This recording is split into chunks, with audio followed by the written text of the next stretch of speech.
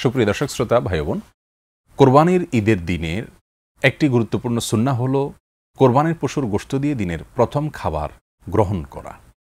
ঈদ উল ফিতরে যেরকম ঈদগাহে যাওয়ার আগে কিছু খেয়ে মিষ্টিমুখ করে খেজুর ইত্যাদি খেয়ে যাওয়া সুন্নাহ, ঈদ উল ফিতরে হলো তার উল্টা, কোরবানির পশুর গোশত খেয়ে দিনের প্রথম খাবার গ্রহণ করা। রাসূল করিম সাল্লাল্লাহু আলাইহি ওয়াসাল্লাম এমনটি করতেন বলে মুসনাদে আহমদের একটি হাদিসে আমরা জানতে পারি, আরও বিভিন্ন হাদিস থেকে বিষয়টি প্রমাণিত। তবে এখানে কয়েকটি বিষয় আমাদের মাথা রাখতে হবে। প্রথম কথা হলো, যদি কোনো কারণে কোরবানির পশুর গোশত প্রস্তুত হতে হতে অনেক দেরি হয়ে যায় আর আমি এ ফাঁকে অন্য খাবার গ্রহণ করে ফেলি, তাহলে এর ফলে কোনো গুনাহ হবে না।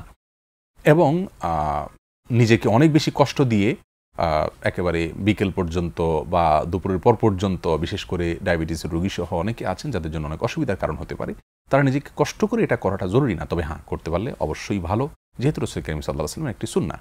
কোরবানির পশুর গোশত, প্রিয় দর্শক, এটা কিন্তু আল্লাহর পক্ষ থেকে হাদিয়া, উপঢৌকন। কারণ আমরা জানি আল্লাহর জন্য কোনো কিছু দান করা মানে আল্লাহকে দিয়ে দেওয়া। আল্লাহ তো আমাদের কোনো কিছুর মুখাপেক্ষী নন। তাকে দিয়ে দেওয়ার পরে তিনি বলে দিয়েছেন যে আমার পক্ষ থেকে গরিবকে দিয়ে দাও, সেটাই আল্লাহকে দেওয়া হয়ে যায়। সমস্ত দানের বিষয়গুলো কিন্তু এইভাবেই। শুধুমাত্র কোরবানি এবং আকিকা, এগুলোর গোশত আল্লাহ সুবহানাহু ওয়া তাআলাকে আমরা দান করার পরেও আল্লাহ সুবহানাহু ওয়া তাআলা আমাদেরকে বাধ্য করছেন না আল্লাহর পক্ষ থেকে গরিবকে দিয়ে দিতে, বরং আল্লাহ আমাদেরকে খেতে দিয়েছেন। তাহলে এই গোশতটা আল্লাহর পক্ষ থেকে আমরা উপঢৌকন পেয়েছি। এজন্য কোরবানির পশুর গোশত যখন আমরা খাবো, আমাদের ভিতরে এই মুড যেন থাকে যে আমাদেরকে আল্লাহ সুবহানাহু ওয়া তাআলা হাদিয়া দিয়েছেন, খেতে দিয়েছেন, তাই আমরা খাচ্ছি। নিজে কিনে এনে খাচ্ছি, সেই গোশতটা নয়। কোরবানির গোশতটা সম্পূর্ণ ব্যতিক্রম। কোরবানির পশুর গোশতকে দিনের প্রথম খাবার হিসেবে গ্রহণ করলে কেমন যেন আল্লাহর হাদিয়া, আল্লাহর মেহমানদারিকে বা আল্লাহর উপঢৌকনটাকে, উপহারটাকে আমি সেটার জন্য নিজেকে প্রস্তুত করলাম, আগে থেকে না খেয়ে থাকলাম, সেটার প্রতি আমার একটা আকর্ষণ তৈরি হলো।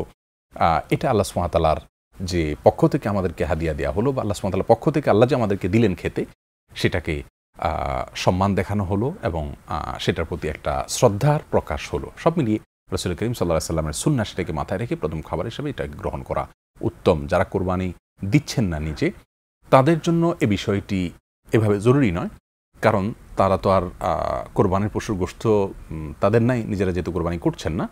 অতএব তারা সাধারণ খাবার গ্রহণ করবেন, কিন্তু অন্য কেউ যদি তাদেরকে কোরবানির গোশত দেয়, সেটা দিয়ে প্রথম খাবার গ্রহণ করেন, তো সেটা করতে পারেন।